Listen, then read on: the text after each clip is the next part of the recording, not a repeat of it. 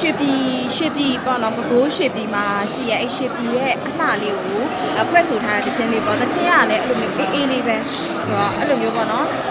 စောင်းလေးမတိုင်ခင်လေးလည်းထွက်လိုက်ချင်တာမို့လို့ဒီတခြင်းလေးကရွှေပြည်စောင်းဆိုတဲ့တခြင်းလေးကိုအဲ့လိုမျိုးလေးထွက်ဖြစ်လိုက်တာဆွေးမှုရအောင်ကျွန်တော်အဲ့ဒီကဘယ်လိုခံစားချက်လေးပြောလို့ဆိုတော့အဲ့လိုပါလေဆိုပြတစ်ခုပြောပြချင်တာပေါ့နော်အများအားဟိုးရင်တည်းကဆိုပြမေးရမေးခွန်းရှိရဲ့အသေးကွဲတခြင်းနေဆိုလို့ရှိရင်အသေးတကယ်ကွဲမှာပေါ့နော်ဆိုလို့ရတာလားဆိုတာလားဆိုပြအသေးမကွဲဘူးဒါပေမဲ့ဆိုပြအသေးကွဲချင်းဆိုတယ်ရခကောင်းတာပဲကွဲဘူးဆိုတော့အဲ့လိုမျိုးဆိုတဲ့အခါကျတော့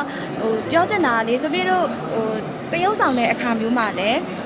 ဆိုပြတို့တရုပ်ဆောင်နေဆိုတဒံလုံးတရုပ်သူအောင်တရုပ်ဆောင်ရတယ်အဲ့မှာမှကိုကတကယ်မဟုတ်ဘဲနဲ့ဟုတ်တယ်လို့ထင်